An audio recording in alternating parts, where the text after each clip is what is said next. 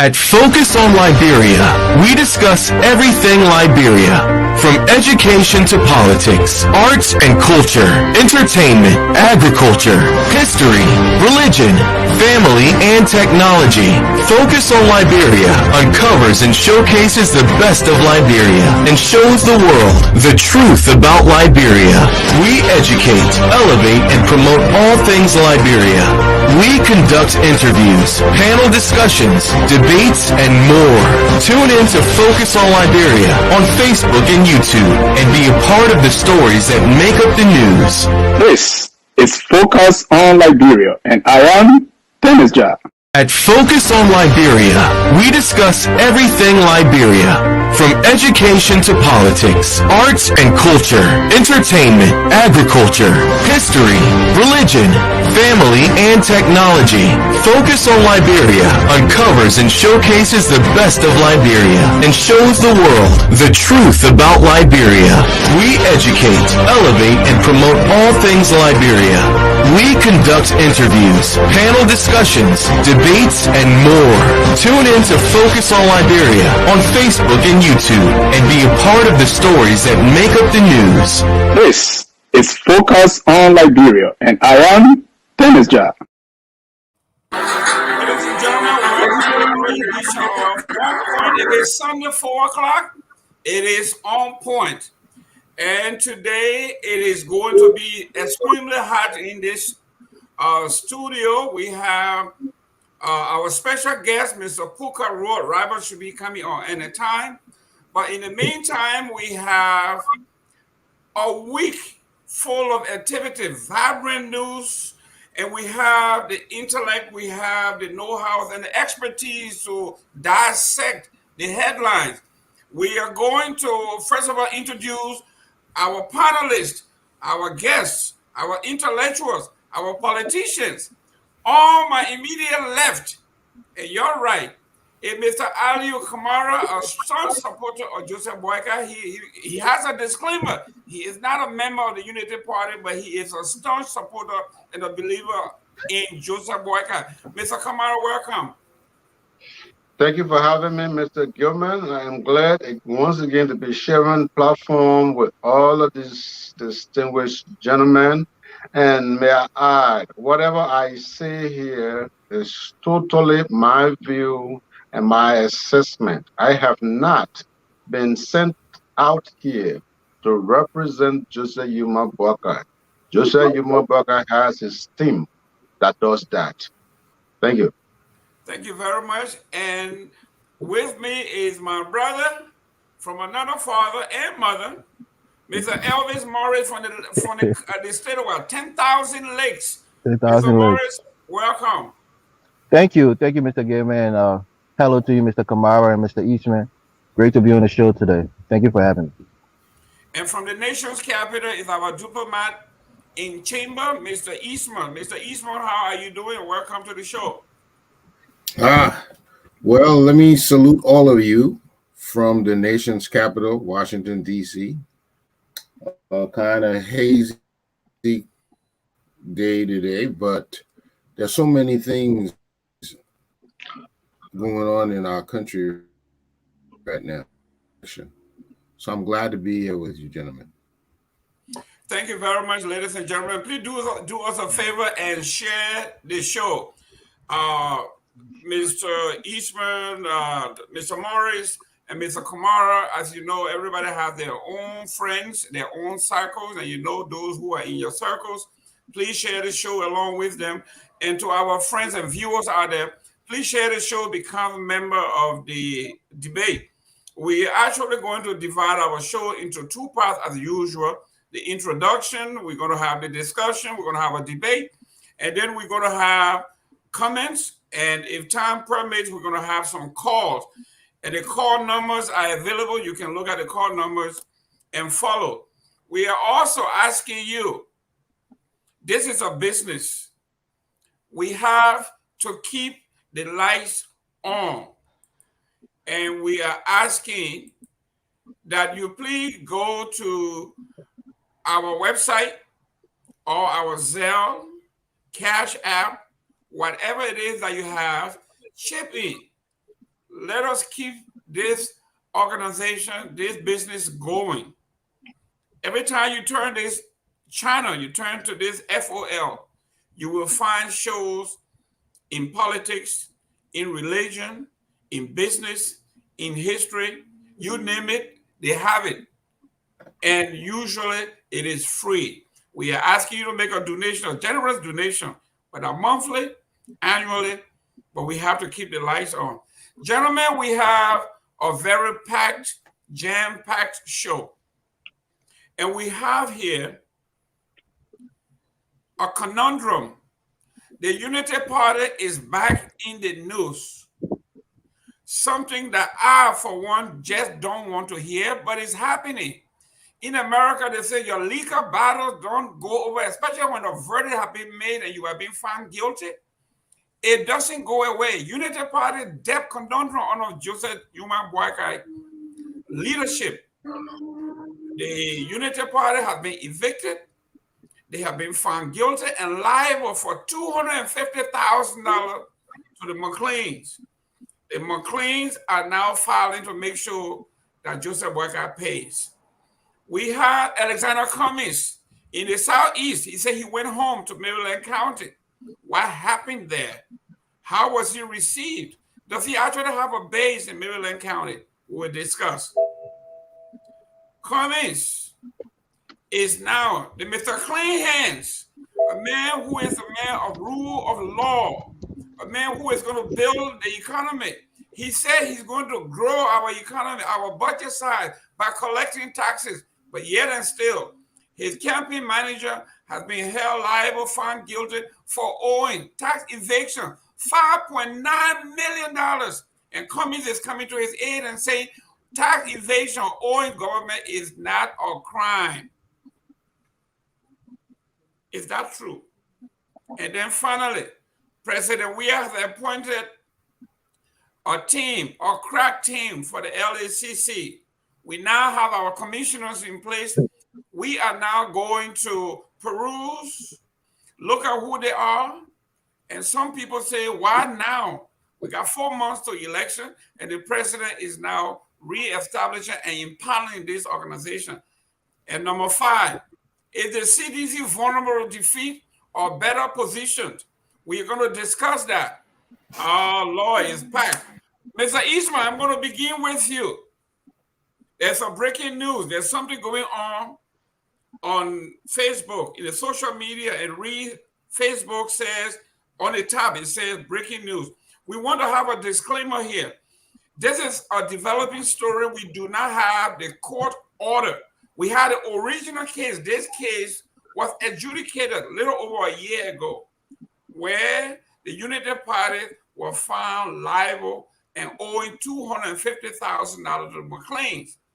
And they left the premises of the McLean under the cloud of darkness. Like, you owe somebody rent, they're coming for you and you run away. CP, the Unity Party left the McLean property under darkness. With their, there were a lot of memes on national, in the social media with their bags and their mattresses and everything on their back, running from the McLeans. They went and somebody rescued them on Broad Street. So the case is back in the news. They have to pay this bill. This bill is not going away. It's a legal debt liability. Mr. Eastman, talk to me. This is not going away. Well, this is not new. A couple of years ago, I think it was in 2021, when this news first broke out that the UP party was indebted to the McLeans for use of their facility and building. And we heard that they had changed their headquarters and they had found a new home. But if you are indebted to the family, there was also some dispute about how much should really be owed. And now it has come to roost that you have to pay up. And this is probably, if that were me, this is just the right time for it. If somebody owed me and they wanted to go further, this is the right time for me to squeeze them so I can get my money back, and then you can continue. So some people may allude that it's politically motivated. I won't agree with that, simply because this thing has been known for a while now. So how long did you think it should go on? So if they squeeze you now, something has been going on a couple of years that you could have settled and you did not, then you only can blame yourself. So yeah, it's about time that they come, they pay up, and I understand that they may be seizing properties and stuff, but I'm not sure how easy it's going to be to execute that. So we're going to wait and see on this one. Great. Mr. Morris, when I read the news release, which is not different from the actual court order that was issued a year ago, and if I'm indebted, somebody owes me, and the court has rendered the judgment that you owe me this money. For me, when you are in your more vulnerable state, that's when I'm going to push for my payment. The McLean know now that we got 4 months of elections, and they have a legitimate claim, and they are saying this is the time for me to push for my money. That is a negotiated settlement. The Unity Party at one time said they are not disproving and they are not denying owing. They needed time to reassess. So here they are. It's been a little over 12 months. They have not come up with a plan of action as to how to pay. Don't the McLeans have a point here? Yes. Thank you, Mr. Gaiman, for the question. I agree with you. Certainly, they have a point. But the problem with having people, what I'll call conflict of interest, right? Where you have somebody who is a part of a political party, and that same person you're leasing from them, So that person, in the person of John McClain, who was the minister for presidential affairs, very close to the party, especially the quote unquote Ellen Johnson Sirleaf wing of that party. And he was so close to the party that maybe at the time that Unity Party was renting from him, he wasn't really on their back for his rent payment because he was benefiting from the government. So after he fell off, or the Ellen Johnson Sirleaf wing fell off with them, he kind of went back for all his back rent that was owed to him. And of course, Unity Party didn't have the financial means to pay him all that money in a lump sum. But what's more disappointing to me is that a party such as a party large, a party that's so large like Unity Party couldn't have been paying this man money in installment, paying it, maybe 10,000 a month or whatever it was. So for me, I think this is just a reflection on JMB, a man who is struggling personally with his own finances, reflected within his political party, who seems to be fiscally irresponsible when it comes to taking care of the bills. But these are the same people that would tell you that they're coming to rescue. A man who don't even have shoes on his feet is claiming that he can buy a brand new sneaker for somebody else because they're walking barefoot. You have to show that you are capable of doing the things that you plan, that you profess to rescue somebody else from. So if you're struggling financially, can't take care of your own personal bills, let alone your party is struggling financially, we're going to put our entire economy in your hands when you can't take care of your party bill. So for me, this is just a reflection of who JMB is, what the party is. And I would say this, in the Liberian parlance, this is a gapping party, a hungry party full of hungry people who are only trying to come back to government so that they can get the money that they lost.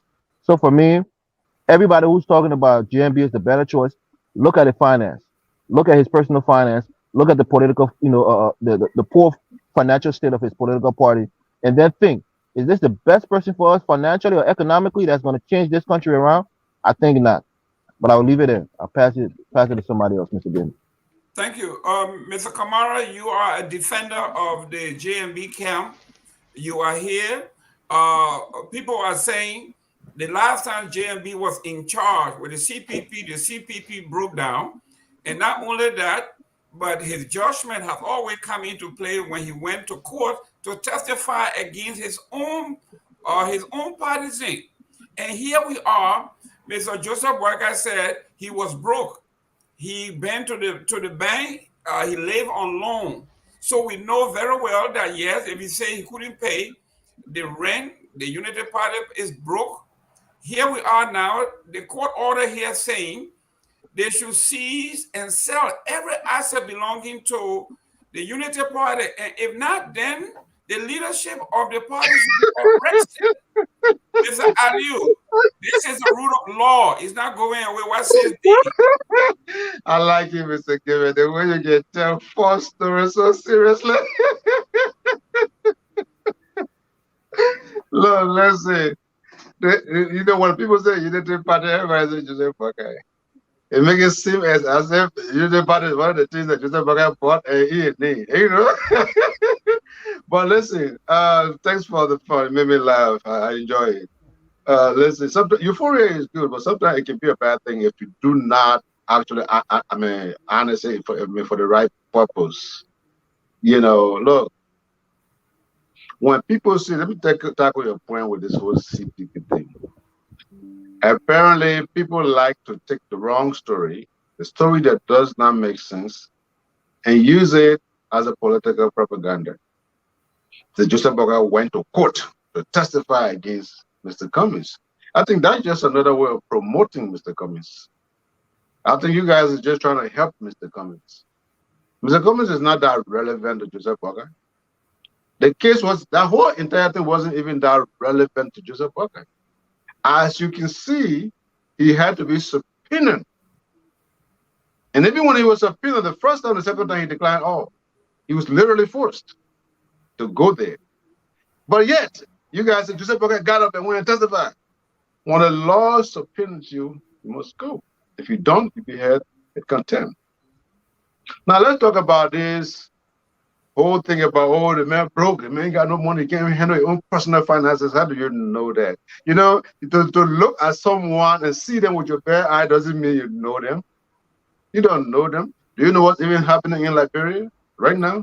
But do you know how many Mr. Kamal, let me push back. He said he was living alone. The VP said. Do you know how many pickup trucks and motorcycles now that Joseph Boyka has bought all fresh and in Monrovia right now? Not the money that Jeremiah couldn't get him to buy a vice presidency. The VP said he was living on loan. He's broke. So those are his words. I listen, Kinley. Everybody made a point. Let me make my point without any interruption, because you all know me, I'm the king of interruptions. So you want to start it? Be my guest, okay? Now, so to just conclude and just say, oh, he came in Henry on this and Henry on that. This is a man who has been living and living well before even your daddy was born. But anyway, to the point here, the rental thing you're talking about. First of all, there was no 250,000. It was 150,000 plus. It was not 250,000. And second of all, whatever you're talking about this verdict is not new. There has been no court proceeding in this 2023 regarding this matter. There have been no reinforcement order by court in this 2023 about that particular matter. I just wanted to put that to rest. When people say, oh, the party is so broke, they did that, blah, blah, blah, they can't do this, they can't do that. They went up there. Through Joseph Boyka, the place you're talking about on Broad Street was paid for almost from his pocket. That is a man who cannot even afford to eat. But what I want you to also understand here, gentlemen, the Unity Party is not the ANC.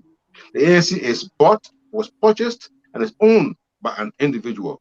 The Unity Party is not like that. Remember, Joseph Boyka was with the Liberian Action Party. They merged with the Unity Party. He was not even a founding member of the Unity Party. Joseph Boyka, by default, became the leader of the Unity Party. He is not the owner of the Unity Party. So if somebody takes the Unity Party to court, please, gentlemen, everybody here know better. You can't go for Joseph Boyka. First of all, let's establish something.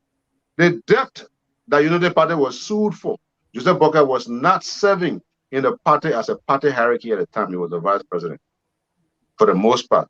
When Joseph Boyka came down from the vice presidency, Joseph Boakai spent over $250,000. I think that's what you are talking about. Over some of the previous bills that the Unity Party have accrued under Ellen Johnson Sirleaf. Joseph Boakai used his personal money. This time around, Joe Boakai said, look, I got to pay this one. It can't just be me. So get the story straight. What? I'll let you off the hook for now. 250,000 for what? What is this? What are those money goes to? Mr. Kamara? It costs money. Mr.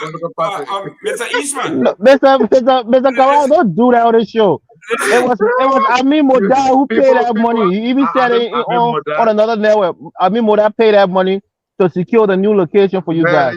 Joseph Boakai said he living on loans, he's broke because he didn't see money. So when you get it $250,000 for it, who finally to pay? I understand your point. Go ahead. Okay, thank you for understanding my point.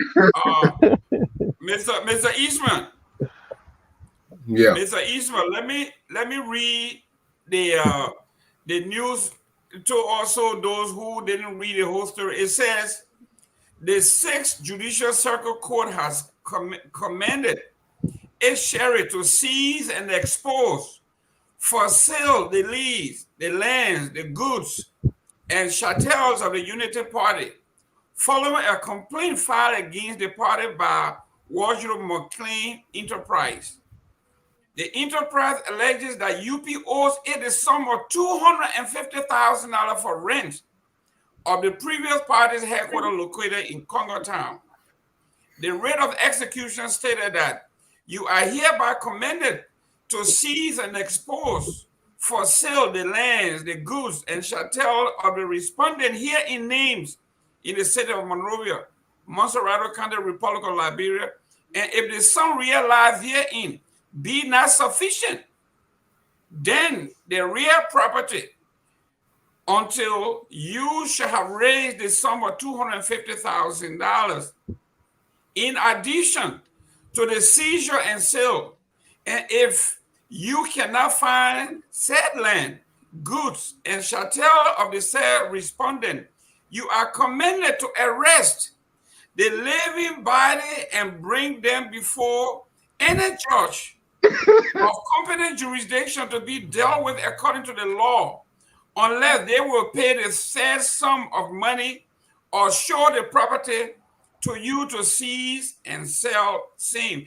The writ further said that upon receiving from the what's the date of the writ? What's the date of the writ? Yes, sir. We can't read the whole writ here. What's the date of the writ? Listen. When was the writ issued? Listen. Why you said nobody should interrupt? Yeah. That's before Sunday. I checked the other date. You said no one should interrupt you. This news articles I'm reading, the news break came out this morning.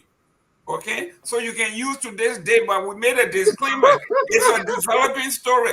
You are not disputing the fact that Unity Party owes this money. You are not disputing the fact that I am disputing that Unity Party owes $250,000. It's 180,000. That's the amount. That's why I have problem with what you're reading, because it is unconcise and it's not true. Listen, you have not debunked the fact that you signed a lease agreement for $5,000 a month, and over several years you have not paid. This is what they are talking about. And from the time that the judgment was issued, you may have accrued interest and penalties. Oh, the one you're living by, Mr. Morris here, in the court of law, once it has been adjudicated and you have been found liable, my friend, whether you move by night, wherever you go, you are responsible. And to Mr. Aliu's point, which makes no sense. Okay. They are talking about the leaders of the party. It doesn't matter when you were leader of the party. They are talking about. I am telling you. I don't mean to interrupt, but I would disrupt because you're misleading. If you picked up this article knowing that this article has no basis, knowing that this article has no legal understanding, and therefore you want to pound on it because then it gives you some political leverage. The truth of the matter is, in this 2023, there have been no reinforcement order that has come from any court. If you say I am lying and what you believe in is something that happened today. Give us the date that the court issued in that article. Give us the date that the court issued these orders. It's not difficult for Aliyu Kamara to sit here, write an article, pay a news media to put it up there. It's not difficult. It will not even take me 30 minutes to write an article. Mr. Kamara, let me agree. Mr. Gaiman, 1 second, please. Let me agree with you. You know, I think, Mr. Gaiman, on this platform, we have to make sure these things are verified before we can bring it to the public. But having said that, it remains true that you guys acknowledge this debt. Just the same thing in these United States. If you have a lease for a year, and 3 months into your lease, you can't pay that money, and you even if you leave the premises of that lease, you're still held accountable for the entirety of your lease. You have to pay for the lease. There's no such No, I mean, but sometimes it's not interest necessarily. It could be for lawyers' fees and court costs. If the other party feel like that's a different, you can't add that to the lease.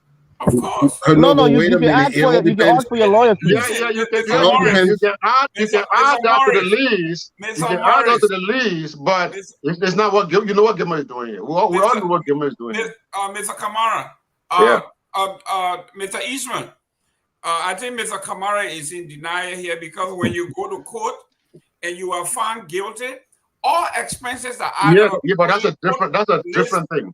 What do you mean different? This is no different. Yeah. You are held liable. Okay, you didn't go for settlement. You went to trial. What was the court fee? What was the court fee that summed the money from 100 plus to 250? What was the court fee? Mr. Eastman, if you went to court, someone takes you to court, and you want to settle before you go to court, that's a legitimate plan of action.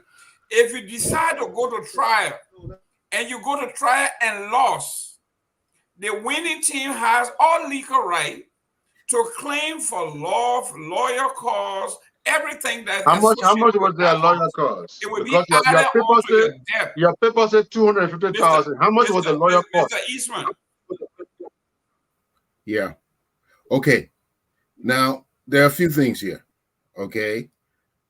Oh, it was confirmed sometime before that there was an amount owed to the McLean family for use of their property. We have not heard yet that amount has been paid and all issues have been settled. So there's breaking news that there's going to be an enforcement. We can only wait to see what happens. But up to now, we have not heard that this thing has been settled. But I heard Mr. Kamara saying that this is not Joker Buckeye's debt, and this is UP's debt. And I think that is correct. But UP is also the vehicle that he is riding for his electoral bid. So if UP itself is restricted from doing business as usual, it would definitely affect him. All right. What we will probably be seeing in the next couple of months is a lot of efforts to put stumbling blocks in the way of others. But this matter, it can be cleared up. It's only a financial issue. It's not a criminal issue. I think we have more concerning issues about criminality than just somebody owing one's debt to somebody else. But we look to the courts so they can come up with, or to the law enforcement to see what will go on in the coming days. That's how I look at it. Mr. Morris, before we close on this, obviously, if Mr. Kamara, like all Americans, people living in the United States, if you owe anybody and you do not settle a payment plan, the person takes you to court and you agree to go to trial, and you go to trial and lost. Basically, it's the American legal system way to say you are going to pay for your stupidity. Now it costs us time, court cost, lawyer fee, research. All of those will be passed on to you. Mr. Kamara obviously may be new to the United States and the United States court system, but that's how it works in this country, my friend. Right. And let me say this, Mr. Gayman. The reality is, if you're if you have a contract where you have two parties, have a meeting of the minds, where both sides understand exactly what they're giving and what they're receiving, and they come to a complete agreement in that contract, which is what a lease agreement is. You read it, you agree to the terms, you agree to the conditions, and thereby you're in a legally binding contract or legal, a binding contract that you have to fulfill. This is an institution. We talk about institutions in our country. If an institution can't follow a simple contract to pay its dues and obligations, what about the individuals within that institution? This is what we talk about CDC this, CDC that, but I've never heard of CDC not paying its dues or paying its rent, even when it wasn't in power, when it was quote unquote a poor broke party. They pay their dues, they pay their rent. You have patrons who will patronize the party. Wealthy people who will use their money to patronize the party, even if the members can't afford to do so. So with Joseph Boyka, you're right, Mr. Kamara. This is not his personal debt. The same thing with corporations. The only time they come after you personally, if you have a sole proprietorship where your sole is solely owned and operated by an individual, and thereby all his liability is that person is liable for. But let me say this: when it comes to the optics of this, it's been over I think 2 or 3 years.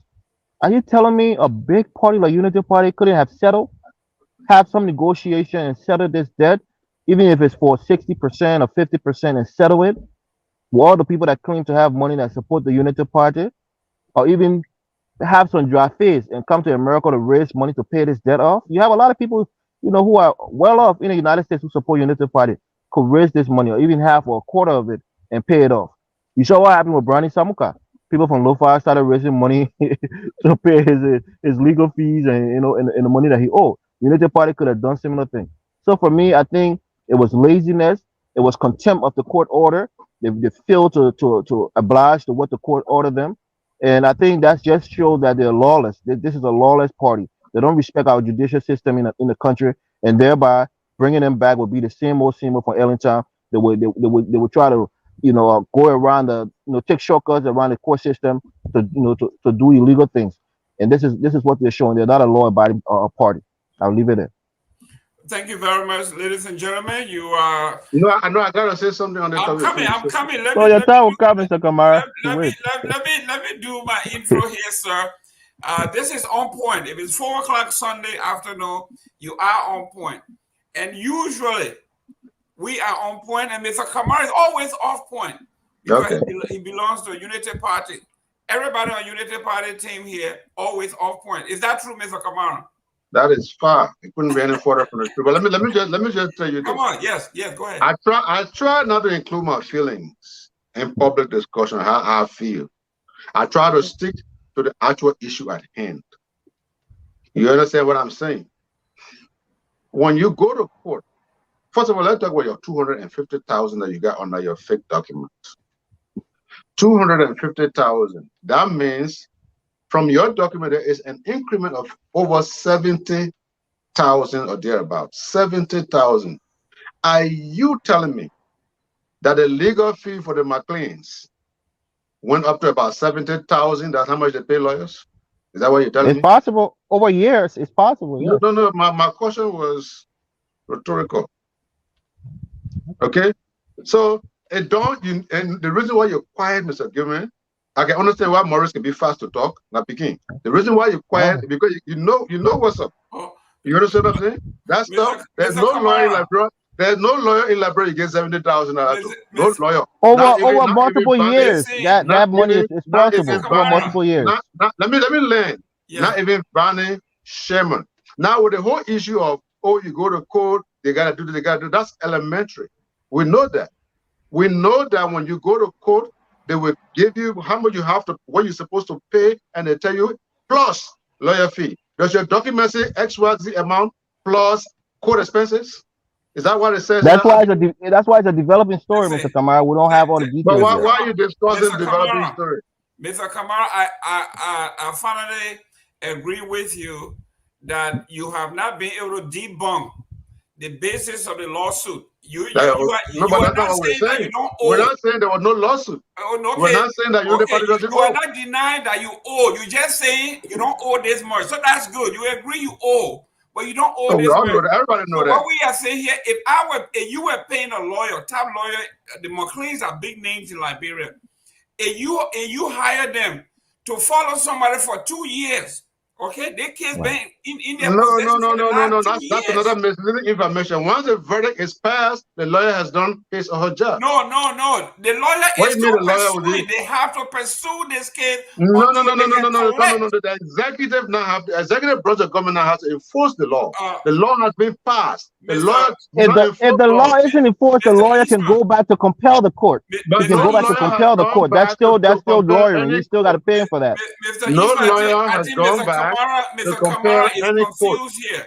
No. Kamara, I'm When- just not listen willing. to I am this, just Mr. not willing to Kamara. allow wrong Listen, information. listen The to lawyer this. will go back to court, and when the lawyer go back to court, the proceeding will be advertised. We will all know when the lawyers will go back to court. We will know why the lawyers are going back to court. We will know from the courts of Liberia what the court decision is, and we'll see the court order from the court, not an article written by a newspaper. Mr. Kamara, thank you very much. You're welcome, Mr. Gilman. Mr. Eastman. Mr. Kamara is not denying that they owe the base. The base debt here is 180,000. That's the base. That's the bare minimum they owe. That does not include legal fees, court filings, and all that. And if these people have to find these people, they have to pay a bounty hunter to know where they are hiding and all that stuff. All of this. So Mr. Kamara is not denying that they owe. They were adjudicated. They owe the McLean. They are not denying that.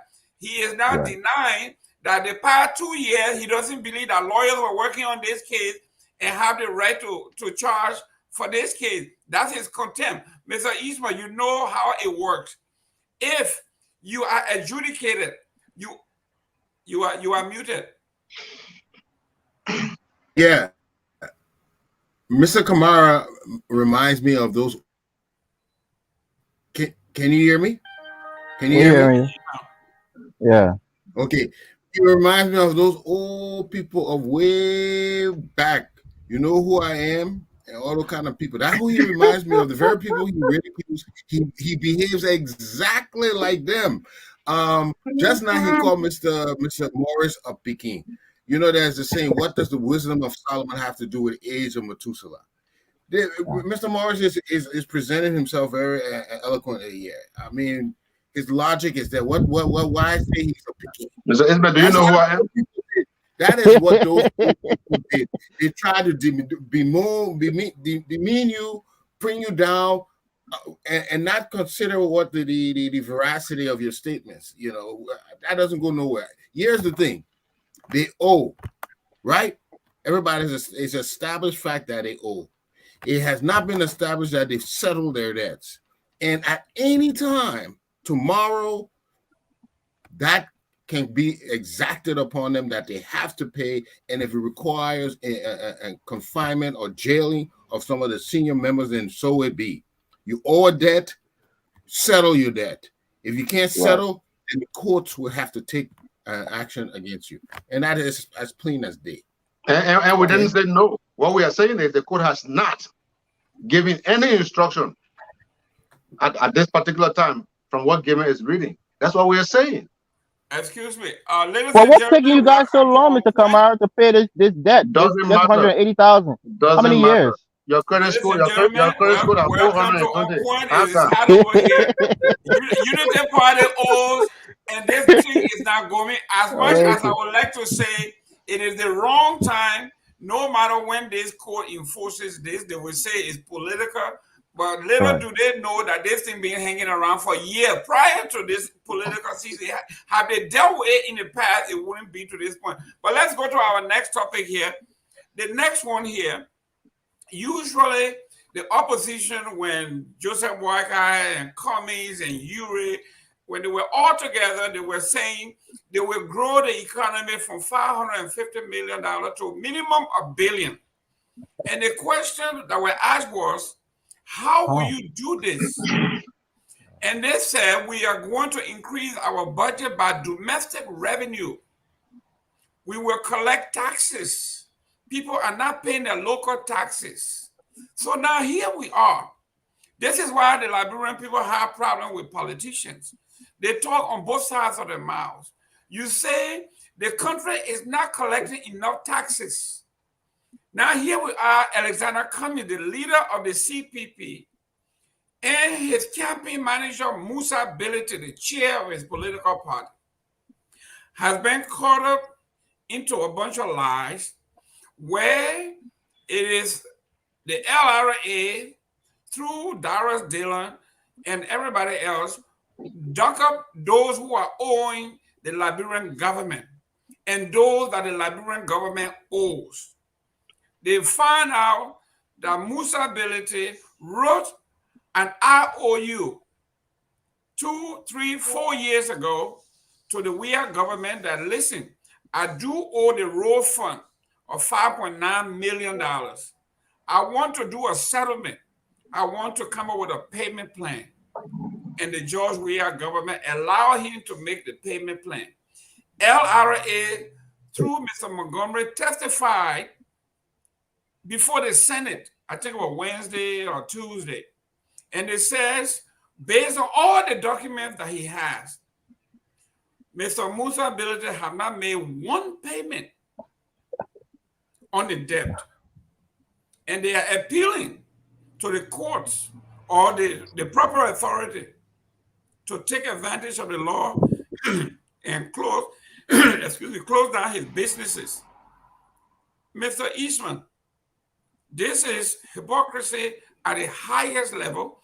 Mr. Cummings is saying the reason our economy is in the doldrum, in the garbage, like Mr. Dillon would say, it's the toilet. It is because we are not paying our taxes. And here we are. Mr. Cummings has his own chairman of his party. This is a man who say he has a clean hand and he will deal with people with what he said, integrity. And here we are. This man is not being accused. Musa Bility was adjudged. He agreed to the payment. And in 5 years, he has not made a dime payment. Mr. Cummings is coming to his aid and saying, owing taxes is not criminal. Musa Bility has all right to owe.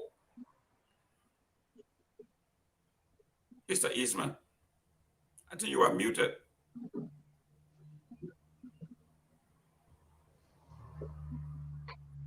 Are you there, Mr. Eastman? Yes, let me go to Mr. Morris here. Mr. Morris? All right, let me say this. I agree with Mr. Cummings. It's not illegal to owe taxes, technically, right? Some people can file their taxes late, and by definition, they owe taxes, but failure to pay your taxes is a criminal act. The government may give you up to a year, to pay those taxes. And if you neglect to pay your taxes, you can go to jail. We saw it with Wesley Snipes. We saw it with some high-profile people in this country who failed to pay their taxes and went to jail for it. But the irony of this whole thing is these are some of the quote-unquote wealthiest people in our country. This is not the first time Musa Bility has been in a scandal where he owes the government and failed to pay. You saw that thing with the LBDI bank where he was on the list of people who borrowed so much money from the bank and failed to repay that money.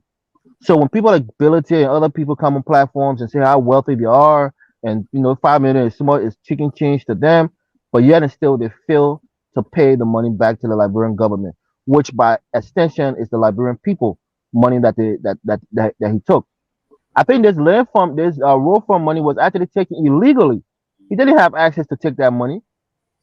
Just within that within itself is a criminal act. So we know Musa Bility's history. We know who he is as a businessman. He's a shady business person, and he's refusing to pay this money. He even lied and said that he paid the money down. He only owed, I think, $400,000, and I think the government rebuffed that statement, saying that he hasn't paid a dime. I mean, Mr. Gaiman, this guy owns a big old oil company. I don't know if if it's refining oil or just selling refined oil or whatever. But Storage yeah, facility. storage facility. That's something that makes a lot of money in the country. So you can't pay that money 20,000 or a month or 100,000 every 6 months or something like that. These guys just don't care about the law. They don't care about the rule of law. And Cummings, who's preaching himself to be the rule of law candidate, somebody who respects the law, and you have somebody of ability in your ranks who's not respecting the judgment of the courts or even the government being magnanimous to him by allowing him to pay this money in installments. yeah, Still, but he spits in the face of the government by not paying a dime. That's a Mr. Morris, disrespect to the Let country. me let, let me Mr. jump in Morris, if you guys can hear me now. If you can hear me We now, can let hear me you now, jump in. Mr. Eastman. yes, Eastman, you yes. can go Okay, in. I do. Let's think about this seriously. Um, if somebody can be in default, and for various reasons, it is there are procedures for doing it. It is not going to be criminal until um, there's a point at which it's going to be deemed avoiding payment or some other terminology they might use to indict him. So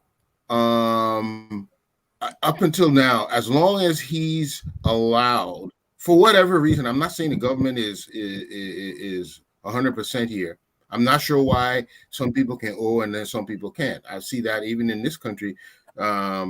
Some people owe millions, and while some people owe only a few $1,000s, the IRS comes after you. I've seen that.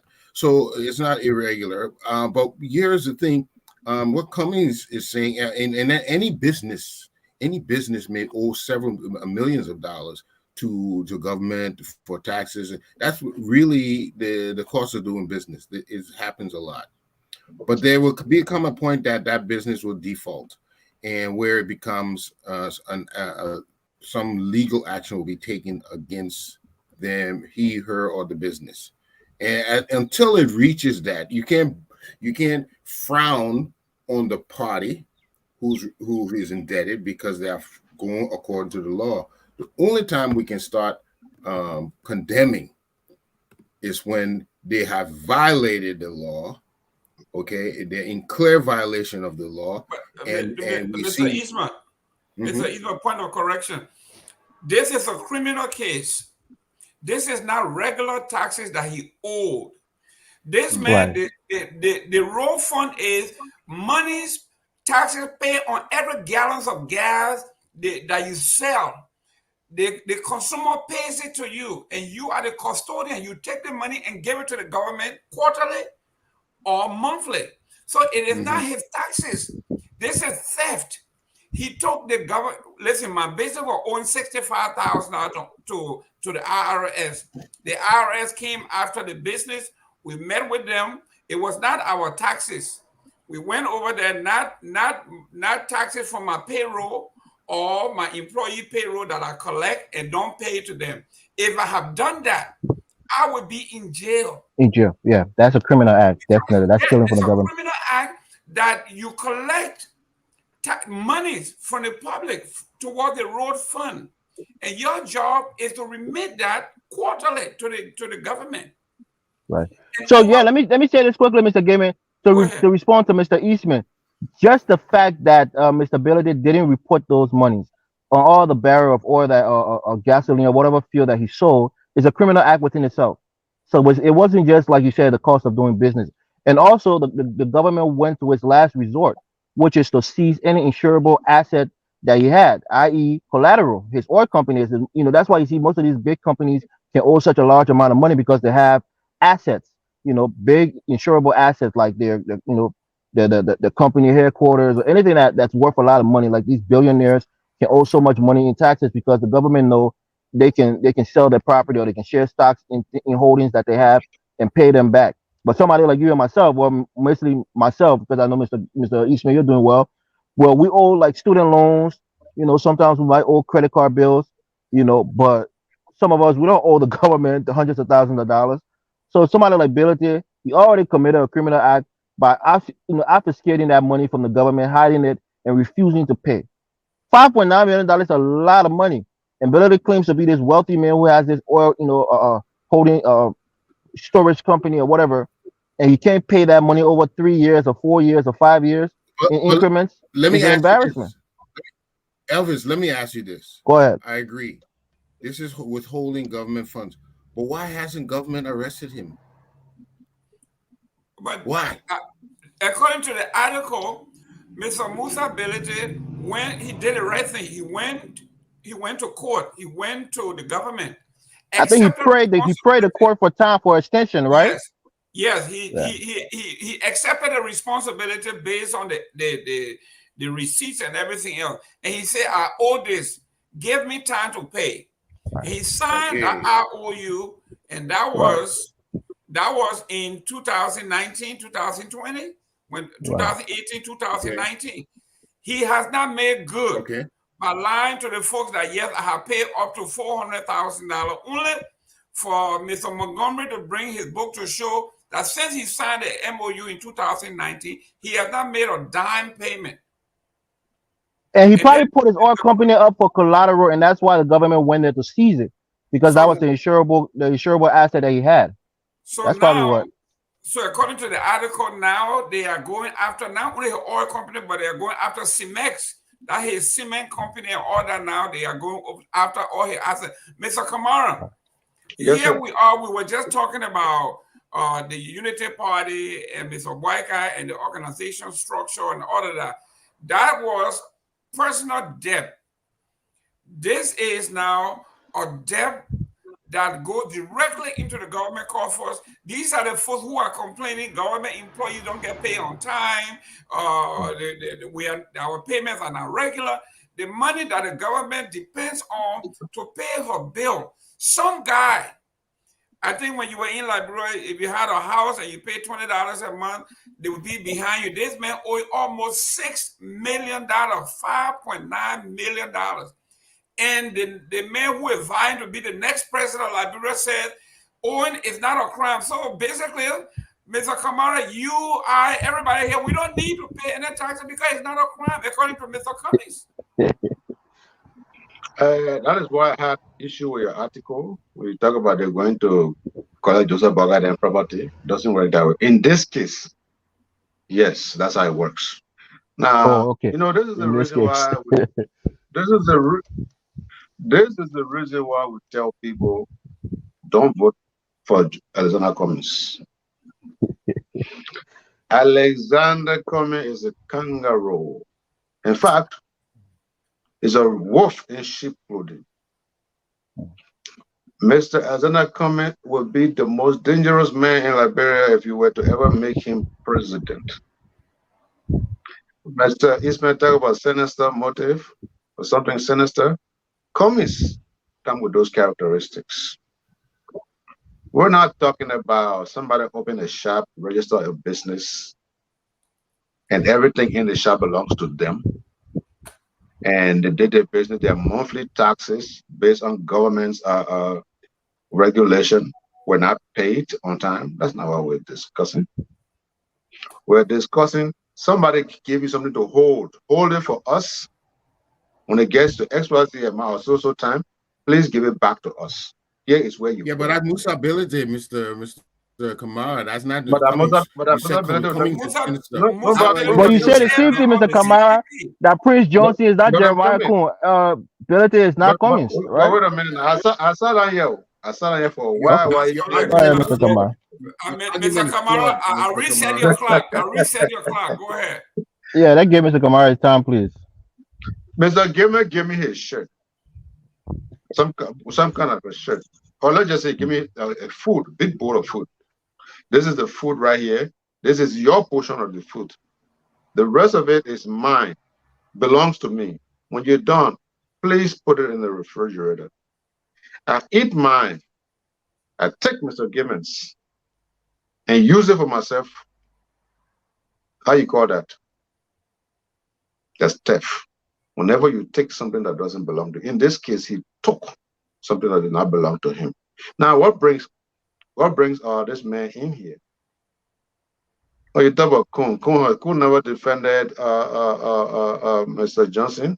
In this case, and it's Cummings, being a financial analyst who's supposed to know about taxes. You see, these are the things that we keep on trying to enlighten the people. Don't be fooled by mere credential. You can have credential, you can have intention, you can have qualification, and you can have competence. You need competence to go along with credential. If those two things do not go together, your qualification and your intention means nothing but complete danger to the people of Liberia. Mr. Cummings is a dishonest man. Mr. Cummings is a financial analyst who doesn't know the difference between taxes and entitlement. And this is why Liberian people must pay attention to this kind of people. How can you declare the road fund? It said fund. It didn't say road taxes. The road fund. How do you then consider fund to be taxes? And you're a financial analyst with master's degree at that.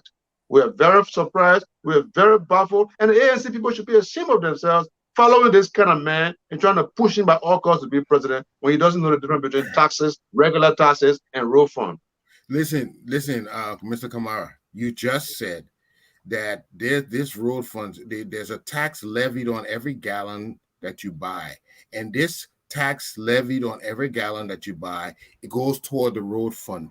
It is a tax, Mr. Kamara. Is it a regular tax? I said the difference between regular tax and road fund.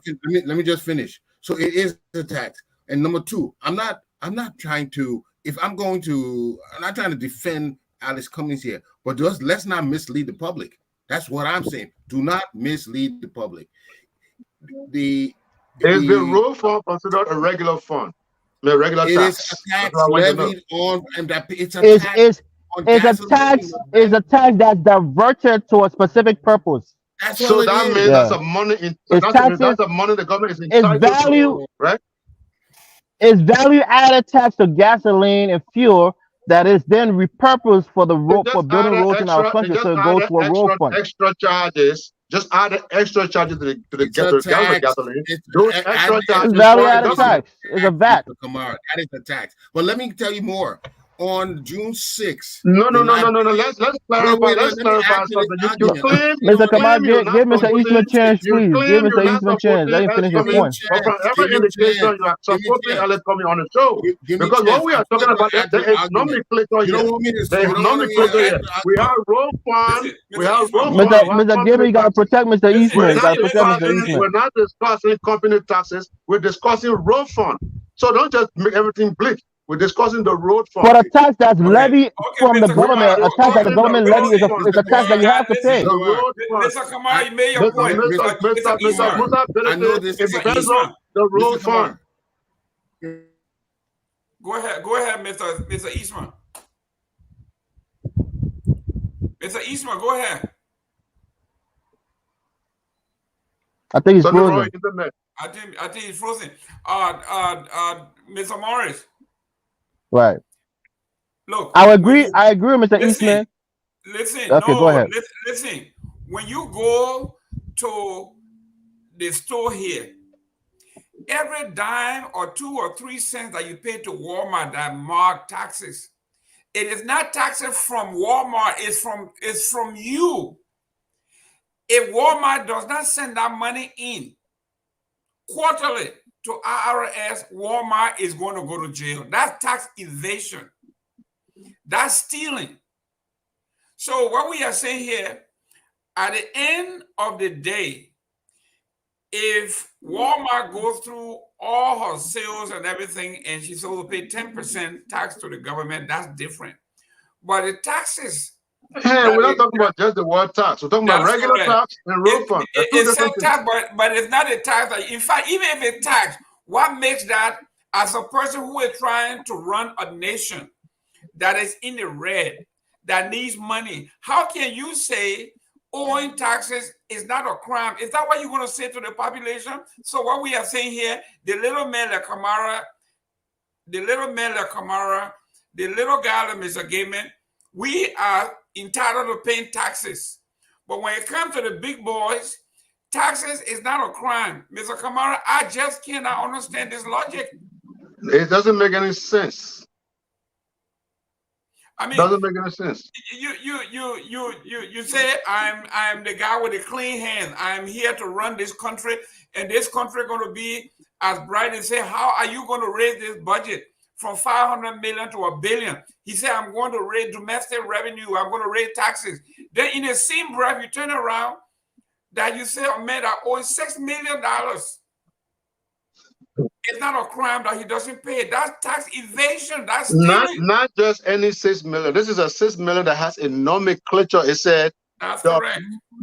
Fund, the road fund. How do you take the road fund that belongs to the road for the general for the goods of the general public, use it for yourself, and somebody say that is just taxes? It is a smart way of putting a spin on this thing to to just sweep it under the rug and put it in the category of every regular tax. And when you speak, they get in their feeling. That is stealing. Anyone who supports a criminal is a criminal. And I just went on the IRS website here, and what we are talking about here is not even described there. That means it's a crime. They say tax evasion, according to Uncle Sam, is the illegal non-payment or underpayment of your taxes. Usually by deliberately making a false declaration on your form. It has nothing to do with money that you collect that is entrusted to you to be transferred quarterly. That is theft. It is not tax evasion. That's tax stealing. Evasion is when you say theft, once you say theft, then you make the boys happy. That's stealing. That's stealing. That's correct. Because tax evasion, Mr. Kamara, is by honor. Let's say you file your taxes and you cheat here and there, you honor estimate or you honor declare your asset. Those are what we are talking about. That's a different deal. That's different. The money that is put into your trust. When you go to Walmart and you scan, once you scan the item, and that's in Florida here, 7%, 7.5% tax. That money does not go to Walmart. It goes directly to Uncle Sam. Yes. Walmart has its own business taxes that it's supposed to file. Mm-hmm. That money from Uncle Sam, if you scam it, you take anything from there, you are going to that's theft. That is theft. So when we are talking about coming to prominence, coming to running the country, the guys who are there, they are no good. The competitor, Unity Party, they are not up to the top. CDC, they are crooks. They are stealing everything inside. And then you have the chairman of your party. Okay, you have him. You have the chairman of your party. Okay, Unity Party is no good. Joseph Walker is old. He been there before. Kleptocrat. The CDC, they are stealing everything because Mr. Cummings says that everywhere he goes, they are stealing everything. They are stealing everything. But then right behind him, he got a big roll, $6 million. Then he said, no, look at those guys over there. We shouldn't talk about that. Once you talk about them, but don't look here. Once you talk about that, you make Eastman mad. You can't talk about that because it involves Cummings.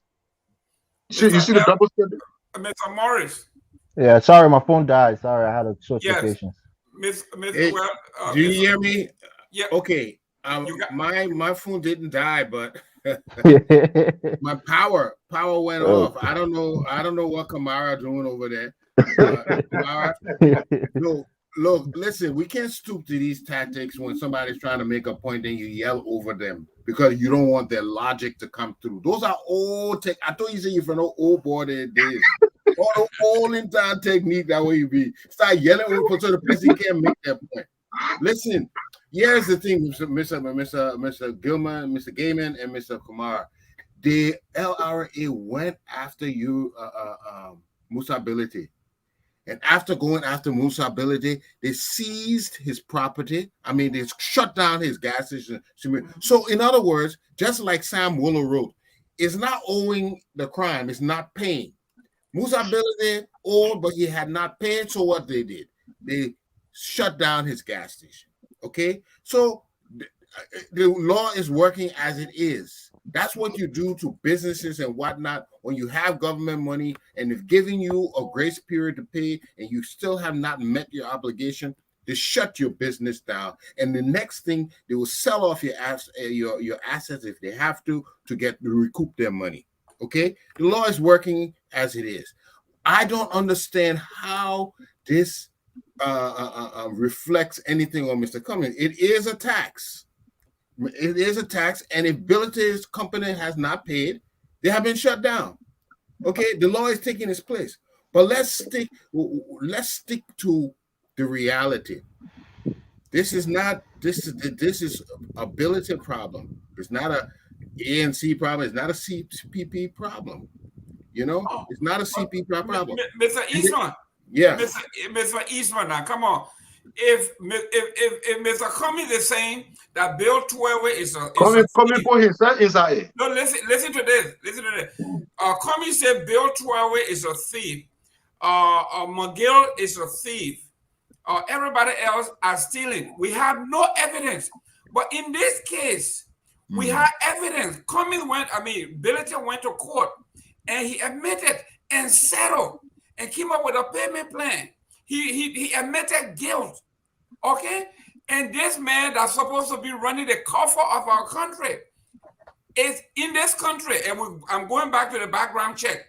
If you are going to be a banker, be the president of a bank, and they did a background check, and they found out that you robbed the bank before, Mr. Kamara, when you hire a bank robber, when you hire a bank robber and say, you know what, okay, that guy gonna be bad. Don't rob the bank anymore. When you hire someone like that to manage your coffers. Mr. Gavin, this is the same. This is the same reason. This is the same reason they don't. Yeah, this is the same reason they don't allow broke people to be presidents in the United States, because if you're financially compromised, you know that puts you in a position to be influenced. So when people talk about ability of being a CDC plant, this is one of the reasons, because he owes the government so much money, and trying to appease the government, whatever the government tells him. That this is the perception of people out there. Whatever the government tells him to do, he will be obliged to do it because he owes so much debt that he's compromised financially. So a man who boasts that he's so wealthy and so rich and is making so much money, I mean, $5.9 million is a fortune for some of us, right? But somebody who is in business, who is making, 20s or tens of millions of dollars on an annual basis, that money you can pay it off, perhaps not in a lump sum, but you can pay off, $500,000 a year. Maybe you'll be making progress towards paying it off, but he hasn't paid a dime. And that's, for me, I think that's a disrespect to the government. That's a spit in the face to the government. And I think that's why the government is getting angry with him. And rightfully so. We should be angry with him too. That's our money to build the roads. We from the Southeast, we want to see that coastal highway. $5 million goes a long ways to face the roads in places like Lo-Fi and down to Grand G there to Sino. So he's stealing from us. And the government is right to even seize this company and sell it if he fails to pay that money. Thank you. Mr. Eastman, our children are dying. Hospitals are going under for the lack of drug, no money. Our schools need everywhere in Liberia, we need money. In fact, some of us who have been underground, that own property in Liberia, they appeal to the Camaras of the world, the Eastmans of the world. You come and please declare. Some who do not have a property identification system, please come and declare your assets. Declare where you are and make payment and start making some payment. And people are doing it. When you saw the budget went from $550 million to almost $1 billion, that was the difference. People are coming forth and saying, you know what, we need to develop our country. We need to build more roads. We need to build more hospitals. So people are coming up. The regular people, they according to them, the regular folks like you and myself paying our $20, $30 hot taxes. It is the guy who says he was on Spoon one night and he said he is the wealthiest man in the country. That's what he said. He said he was the wealthiest man in Liberia. If that is the truth, that means he's taking our money, our children's money, our health money. He is taking it and don't even have the conscience to pay. And you think the leader of that party, Mr. Cummings, will have come and say, you know what? I support this government. I will make sure that Mr. Billiton live up to his obligations and will do this as a man of integrity, a man who is a leader, a man who claim he have run corporation. You cannot be a Coca-Cola where they come to your store and deliver the Coca-Cola, and when it's time for you to pay, you can't pay, and it will not happen. Or you go to the store, they give you Coca-Cola money. Instead of taking it back to the office and delivering that check, you take it and divert it into your own account. You are not They only say that tax money. you are going to go to jail, Mr. Kamara.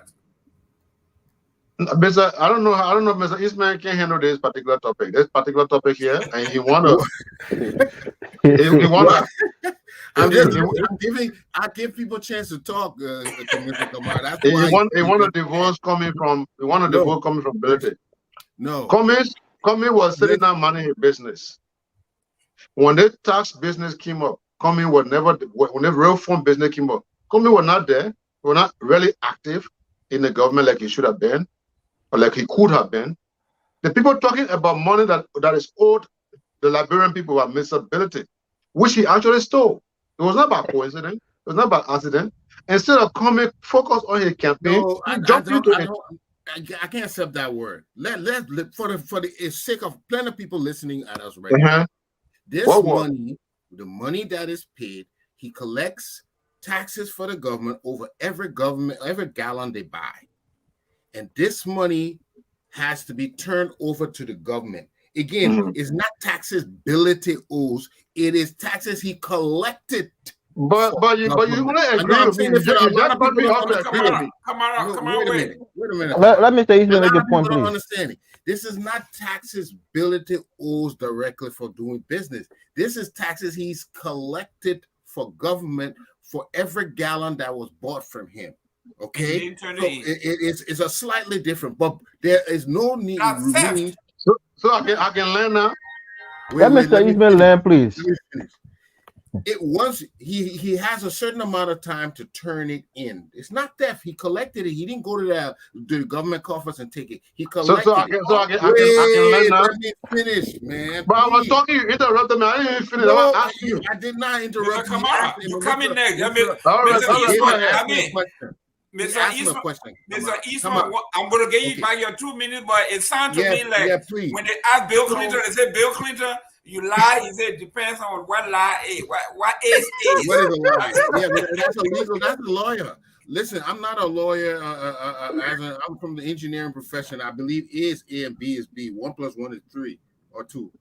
Okay, all right. Anyway, to continue, this money is collected, and there's a certain amount of time you have to turn it over to the government.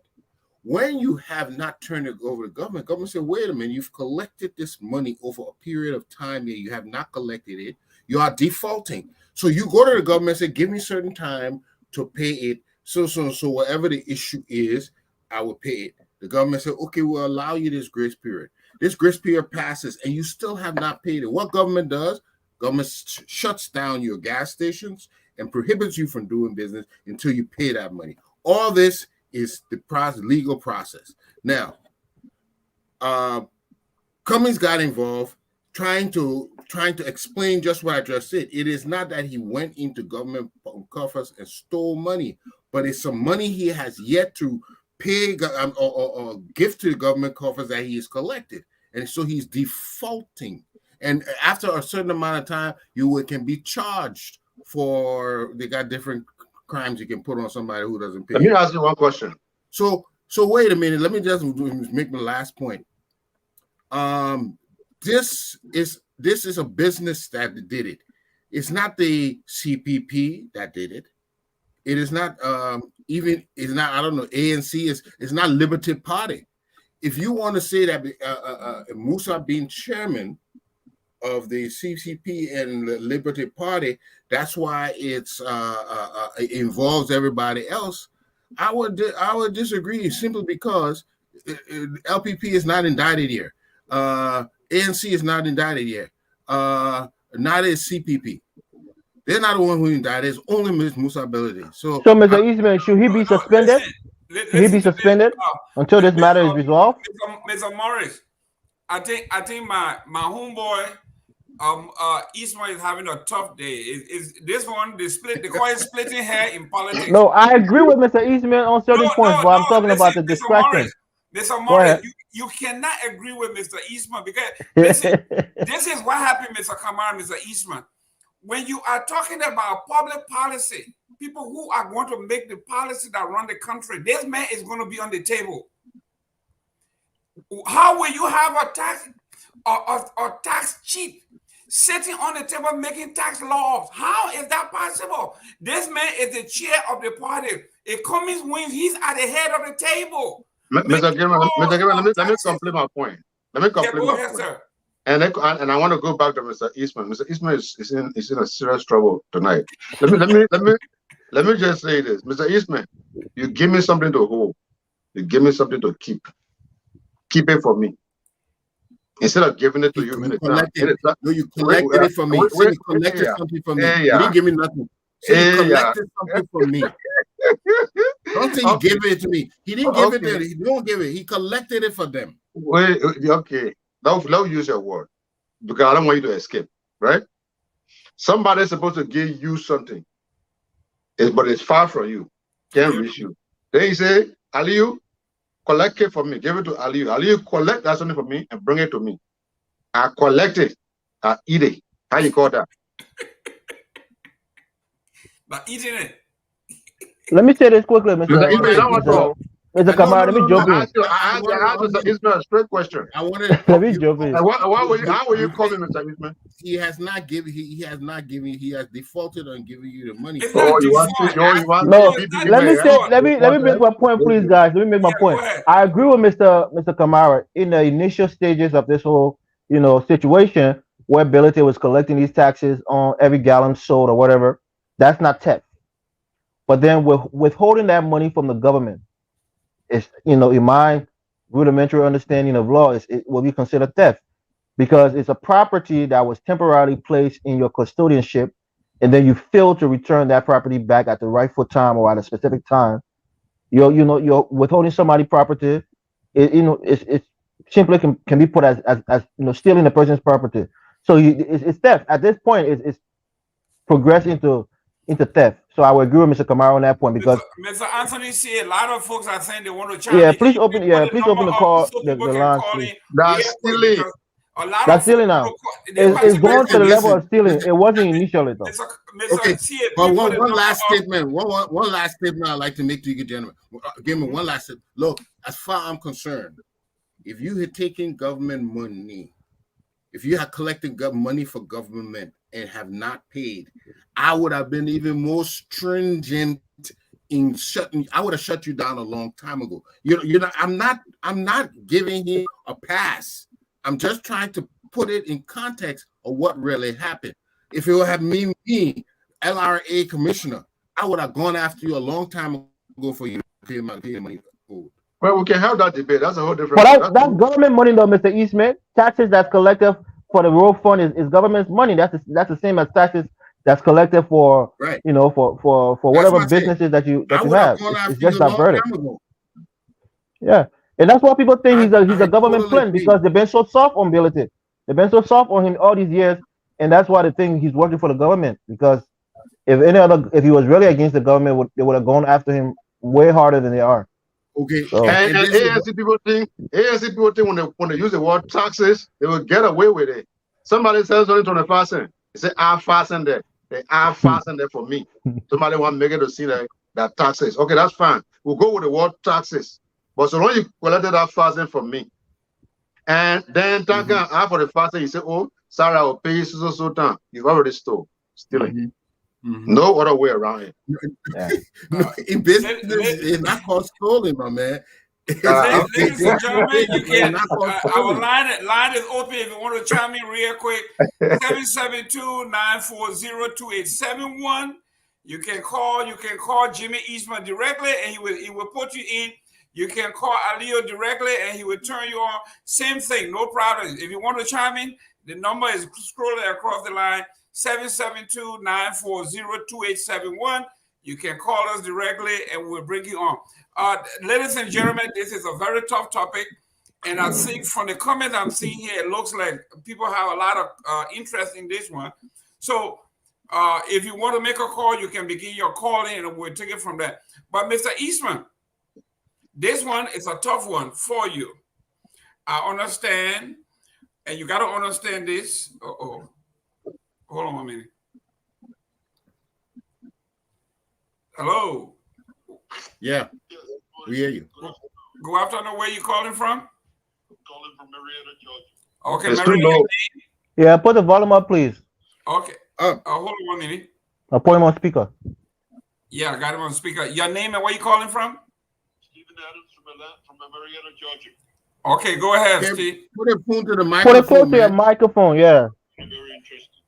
Yes. And I find it very disheartening for a group of young men, a group of men who are supposed to be intellectually inclined, look at what is clear embezzlement and trying to sugarcoat it. The situation with the road tax is such that every gallon of gas, the government added or appropriated, I think, 30 cents on those gallons of gas. That money was not the money of the people selling the gas. That money was simply an instrument. They will use their business as an instrument to collect that money to facilitate or augment upkeep of our roads. Taking that money and misappropriating that money after collecting that money after 30 days or so, 30 days or 60 days or 90 days, I don't know what the arrangement was, sending it to the government cover, it's indeed embezzlement. So nobody should try to sugarcoat this stuff. And I'm appalled by Mr. Eastman and Mr. Kamara attempt to sugarcoat this stuff. No, you're wrong. I'm Mr. Caparo. I'm a little bit disgusted and surprised that somebody like Mr. Cummings, who happens to be a businessman, would involve himself in such chicanery by trying to skew the matter, stating that it was taxes that Mr. Ability was collecting.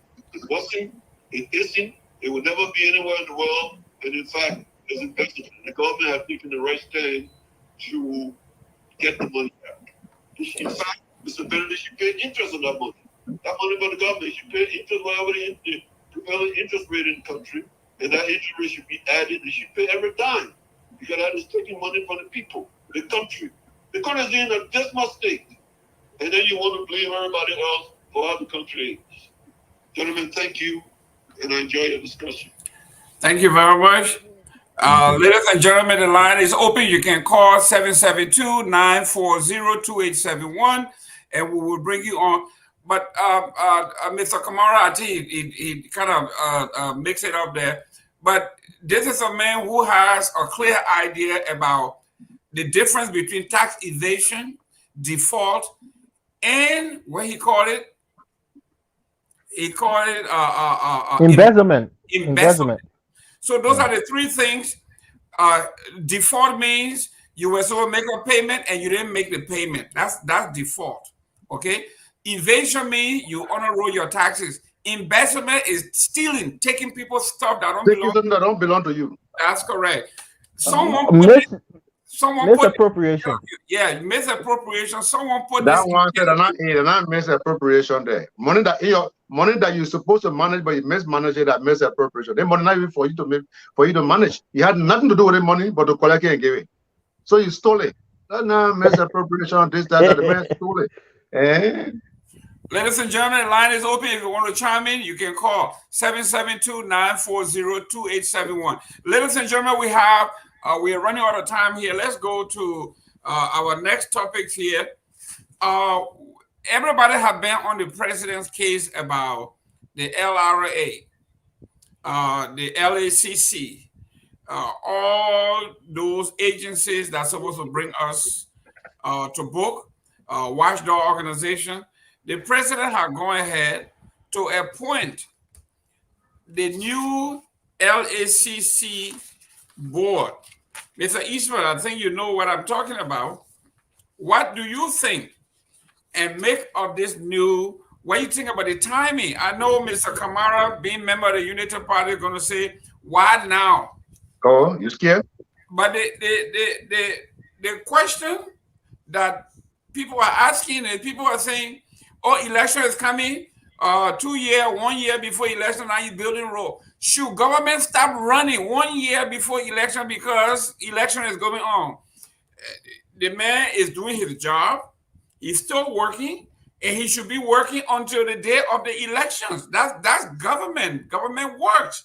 So people are saying, why is he now forming the LACC? And some people are saying, but who are those on the LA? Doesn't matter who sits on here because they have to go through confirmation anyway. Mr. Eastman. You know, when it comes to the LACC, I remember the saga with Ambudiki, the Nigerian who falsified or who presented himself as a Liberian, but had never really become a citizen. And this man was appointed to a top legal organization to hunt down crime. So because of this that happened in the past, I'm not too confident in LACC's valediction, because you appointed a person who was defrauding us all along, and you're supposed to be leading the investigation for defraud. So I'm not sure what they will do. In fact, throughout Africa, this kind of body is usually very non-essential. It's simply because there are politics involved. So after saying that, this appointment at this time, I think we will see them being an instrument of some kind to the government, because this organization is always politically motivated. So it's going to be interesting what they're going to do going forward. But as for the persons, I don't know. Have they been vetted? Have they been have they been to confirmation? I can't make any comment until they go through those things. Okay. They were just appointed 2 days ago on the 9th. And these are the names, Mr. Kamara. I don't know either one of these folks, but the commissioner name include Councillor Alexandra Koma Zoe, chairperson, Mr. Ernest Ara Hodges, vice chairperson, Mr. Randolph E. Tabb, TEBPS, commissioner. On the monitoring end and investigation, they got Dr. Miata Jeh, commissioner. Another monitoring investigator, Anthony Samuel P. Dakana, commissioner. Investigation, others are Orita Snyder Davis, commissioner. Prosecution, Councilor David A. B. Wilson, commissioner. So these are the names that are put forth. And obviously they say they are subject to confirmation. Mr. Kamara, is it wrong now that the U.S. Embassy, the Liberian people, they were complaining that we finally need to set this commission up? Now they fire everybody and reconstitute it subject to confirmation. Is there anything wrong with this? First of all, we'll find out for how many of those people are from the southeast. Oh Lord, are you kidding me?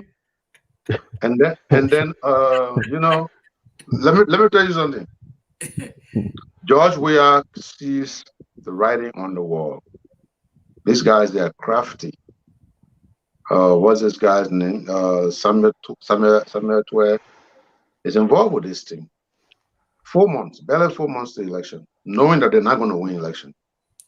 So what they do, they find some of their real mean man and mean woman and put in the LACC because they know right upon the next government assuming leadership, the first thing on the agenda, whether it's Buckeye, whether it's coming, in which case it will be Buckeye. So what they do, what they're trying to do, they're trying to protect themselves afterwards, so that you have an LACC that wouldn't do the work like it's supposed to. But I got news for CDC. George Weah is not the only man capable of contravening the law to achieve his personal aggrandizement. I don't like speaking big words. He will not be the first person. He's not the only person who knows how to cheat to his own advantage. In this case, we will do it to the advantage of the country. The way we will do it, if those people he put there, if their goals are bad, we will file a vote of no confidence in them. impeach them out of office, replace them with genuine Liberians who will audit the CDC-led government and beyond without any favor to anyone or any group. So George Monafu is say, we got a 4 months left, you will bring your own LACC people and put them together, and then nobody will audit them. And even if they were to audit them, the audit will be booger. I can guarantee you it's not going to work. That's what I got to say about that. Let me jump in quickly, Mr. Gaiman. Mr.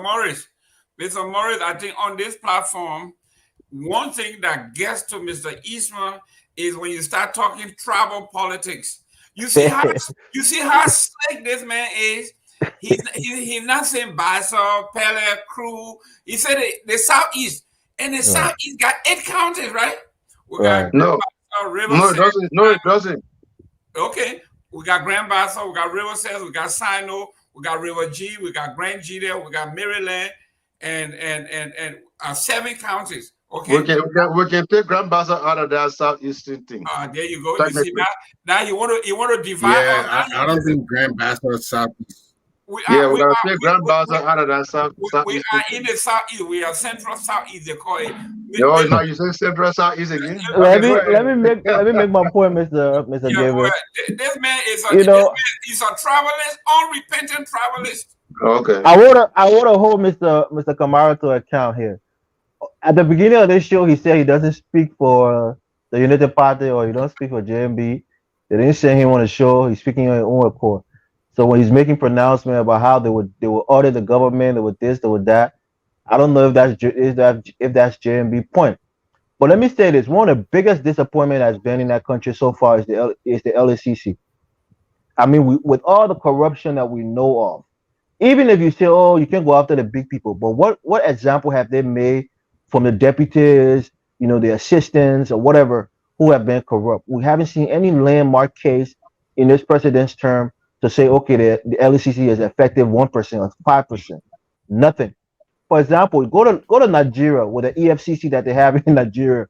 The EFCC here in Nigeria was arrested because what he was doing was the money that he was seizing from these corrupt Nigerian officials.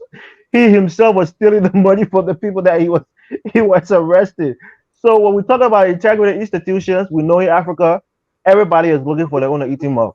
So you go arrest somebody, you confiscate the money that they seized or the money that they stole, you seize that money, and then you take your own tablet from on top of it before you turn it back over to the government. So for me, the LACC should have been an institution that would bring some credibility to the government, but overall it has brought no credibility. There are a lot of people, even if you want to go after middle level people to make examples of them, fine. We know the big people will not get arrested, but still show that you're working, show that you're investigating. They haven't done, Librarian will say PIM. They haven't done PIM. So if they didn't do it this time around, what makes you think they're going to do it within the next few months of the election? It's just a charade. So I don't hold any weight to it, Mr. Gaiman. I don't think it holds any weight.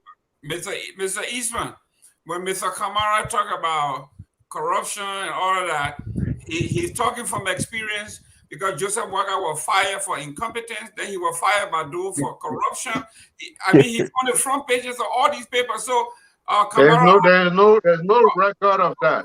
Kamara it's all speculation. Mr. Kamara has Roman mongering. You see, Mr. Kamara has experience in none of those things has any basis, no facts. It's never been proven anywhere, any day. Mr. Eastman, in fact, we will not call him Ambassador Joseph Waga because remember the day Dr. Emma Sawyer came out to speak about this thing? Dr. Emma Sawyer told you that all of these things were wrong and they were lies. But we understand it's political season, it is a silly season, so you're trying to use this. 1984, he was not even ambassador. Not even 1984 we are talking about. He was major general. You were major. Now you're being comical. You were major in the military. You were major. Now you're being comical. Go ahead. He was major. He was major in the military. He was major white guy. Mr. Cummings. Every minister was referred a major rank. Listen. By the military junta. Mr. Eastman. Mr. Gaiman, what about the cause? We really want to hear the people's point of view. What's the cause? What about the cause? The question here: Does Yeah. the government stop totally? Because according to Kamara and the rest of the folks, why now does government stop a year in advance because election is around the corner? Because everything they do, they will say it's election time, and I can attest to this as a Republican. We use that tactics on the Democrat and it worked. When it was time for the Supreme Court justice to be confirmed, we say we can't confirm you because you got 1 year. But then when we came on, the man had 6 months, and they confirmed him real quick. Is it the same thing here? Yeah, well, you just explained it all. Whoever, it all depends on our Liberian legislature right now. These people have been appointed, and it's up to them to confirm their apprenticeship. So, what I think it's a very interesting move that they appoint these people right now. But the LACC, just like Elvis was saying, has been disappointing, if anything. And it's not simply because of LACC. I have known when LACC have brought up cases, and the cases go nowhere because they don't have the power of education. They don't have the power to prosecute. Okay, they have to turn it over. So they have gotten cases against individuals, and nothing comes of it. So what is the purpose of this LACC if it's not going to be whatever they come up with is never going to come to fruition? Why bother with it? This is historical. All the things that come, they dig up, they find cases to present. Right now, they're pending cases against the chairman of the NEC, if I'm not mistaken. They got all kinds of other cases, and nothing comes of this. So for this appointment, I'm not sure where it's going to go. I haven't seen the LACC be as strong as it need to be in the past, and I don't expect that to be changed anytime soon.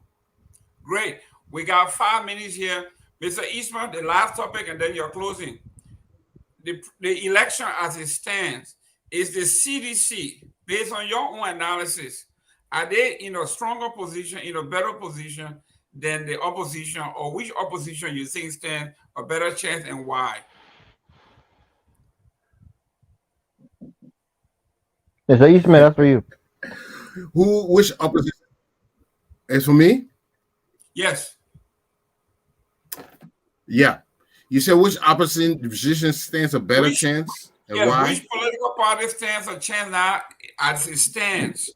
Is the CDC in a better position than any of the other parties based on what you know, looking at your political landscape? Of course. The CDC is the incumbent party. And the only thing that made the CDC unpopular is because they haven't dealt with certain issues the way they should have. Okay? All the CDC has to do is come down hard on certain things, come down hard on some corrupt activities, come down hard on things that they promised and they didn't do. Those are the things that will turn the people around. I still think it's theirs to win, but even though I say that, I don't see them changing. You know, they say the leopard doesn't change the spot. I don't see that happening anytime soon. I just been in Liberia about a month ago. There's a lot of traction. Mr. Bwakai is gaining. He's gaining a lot of traction there because the people are looking for an alternative. And I've been seeing his name circulate a lot more. But with his selection of a VP, that has completely changed the whole chemistry of everything. Now people are very, very concerned of the MDR involvement. Who, if anything happens to VP Bwakai, if he should be elected, is the MDR ready to take over? Is President Kuhn ready to take over? What kind of influence will Prince Johnson have? This is a very concerning. You see, he's already preaching divisive messages at his church. And we've come from, What surprised me, he ran away because of the same divisiveness or the same tribalism that was shown him and the Gio and amount of people in Nima. Then for him to get on the pulpit today, I think any Liberian, whether he comes from Sierra Leone or where, who preaches division wants to send us back to war. All of them, they want to send us back to war. And is that a punch out of Mr. Kamara? I'm just saying, this place was created for people to come from Sierra Leone, from Guinea, all to be here, a haven. And then the people who come there and say, oh, the old people, you see, they think that they didn't do good. But yeah, you're here today. The benefits of what their works, you benefited for their works, but yet you are criticized. So on a strong note, this thing never worked in the past. It never will work in the future. And in fact, it will turn against itself. We should not encourage divisiveness in any form, shape, or color. Thank you. Mr. Kamara, in your closing, please tell us Unity Party path to victory. I gotta give Mr. Ismail. I gotta give it to Mr. Ismail. He came off of a very good one a few minutes ago. You know, he did a pretty good job with that stuff. Unity Party path to victory. Mr. Ismail was actually elaborating on Unity path to victory, but then for some reason he switched to Jeremiah Cohn, knowing that in Liberia, people don't vote for a vice president, they vote for the president. They vote for the president ahead of the ticket. That's who they vote for. But let me just say, when people talk about, oh, something could happen and is Jeremiah Cohn ready to take over? But could it be possible that Prince Johnson died before Joseph Boakai? Is that possible, guys? Anything is possible. The sky could be green tomorrow morning. Okay, so that analysis, I think there's a big hole in that thing about who would die when Joseph Boakai would die. Joseph Boakai was older than Amos Sawyer. He died. Most of the people died before Joseph Boakai. Joseph Boakai older than all of them. Yeah. So if because someone is older than you, they're gonna die before you, then think again. But you know, the pathway to the thing is glaring. We saw Honorable JMB yesterday in District 15. The other day we saw him in District 11, and we saw him in District 3 of Moserado County. Right now he's making his tour. The decision was to go to these counties, Nimba County and other counties, but then CDC has announced that they want to go to. So the Unity Party has taken the back seat. Let CDC go ahead, let them get booed and everything, and then we'll follow later on. So the pathway is not difficult to see. You can clearly see that we have Nimba County. Musa Belede is the only strong person in the ANC that could give the ANC some numbers, but the district of Nimba County, where he's from right now as we speak, is in a very serious trouble. So Nimba County, with two sons of Nimba County being in the campaign for Joseph Yuma Boakai, you know, we got Nimba County. Bon County, all of the senators, with the exception of two, all of the senators with the exception of two representatives, the entire Bon County suppose Joseph Yuma Boakai. And you know, Bon County people have no other choice at this particular time. They have vowed their support to their uncle, JMB. Traditionally, their uncle and nephews, and nobody can change that, not even Mr. Eastman. And so we have that Bon County. And then as we currently speak, we have the urban centers of Margibi County.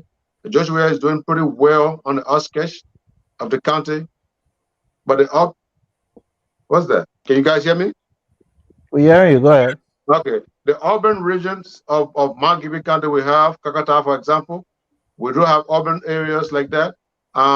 Joshua, like I said, doing pretty well in the surrounding areas. We don't know for sure if we can beat him in Margibi because we have the Nathaniel Mageo factor, and no one should underestimate Nathaniel Mageo Margibi County. But Moserado County is clearly ours. There's no doubt. We know there will be a little battle there. We know that ANC might get 10% of the vote in Maserado, with the CDC getting 20% of the vote in Maserado County, and with the majority of the vote in Maserado County is going to be ours. Lofa County, there's no question, no argument, no debate in Lofa County. Bapolo County, we will win. Grand Bassa County is between us and the CDC. We believe that either we come in first in Grand Bassa County or CDC will come first in Grand Bassa County. So we're tussling over that. It is a clear fact, unless you don't understand the dynamics. Bombay County, there's going to be a battle there. Chances are that we will win. We don't know where Edwin Snow stands at this time. If he is going to stick by his word and support the Pops, just a human burger, then we have a greater chance. But we have Ellis Tyler there too as well, and we are working on getting Sano Johnson as well. So Bombay County is just right there for grabs for us. Cape May County, we know we're going to win Cape May County, no doubt. So this election, numerically speaking, I'm not talking about miracle, because as far as the ANC is concerned, for them it's miracle for them to win. But we're looking at the physical numbers. We stand a better chance by far than any other political party in this race. Thank you very much. Mr. Morris, same thing to you. Look at a different path. You are a very great analyst when it comes to the numbers. Obviously, the guy over there selling the muamua will tell you that his muamua doesn't smell. So, yeah, let me say this, Mr. Gaiman. I think we've talked about this before. The reality is, this is not going to be a sweeping election like we saw in 2017. Definitely not. One of the factors that I think will play a big part is money. Money. And the reason I say money is because this election is going to be a 2-round election. So the first round, you usually will see people enthusiastic about, voting. And everybody goes out that first round. You have all your different candidates. And the vote is going to be split. And more than likely, you'll have the CDC and the United Party going to the second round. Now, this is a 50 plus 1. So it's not something where, George Weah is going to win, 14 or 15 of the 15 counties or so.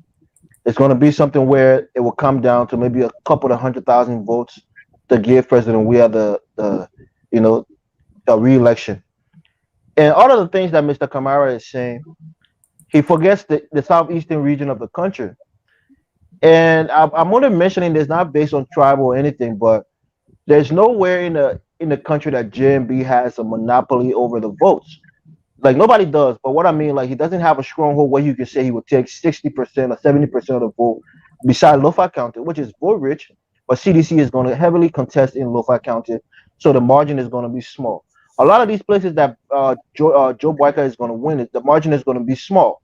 And thereby, looking at places like the Southeast, where you get, if George Weah win by 40,000 votes or 50,000 votes in some of these counties, could make a big difference when you have small margin of errors in other counties. So for me, I still think it's an uphill battle.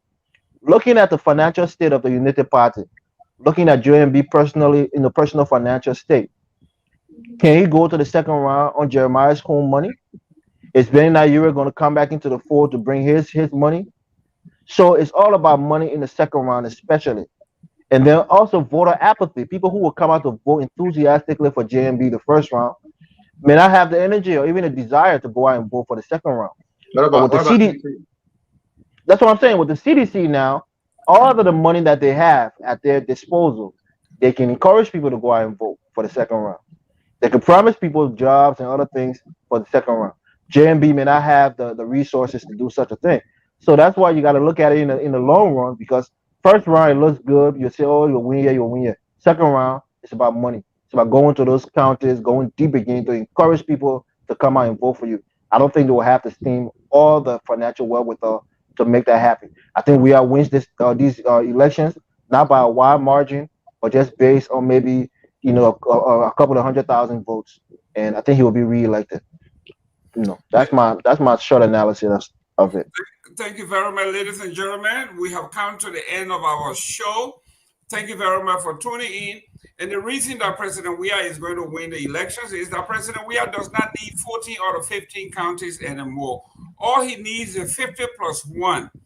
and we can see, no matter what anybody tells you, this election is not going to be based on tribal or culture. It's going to be based on deliverables.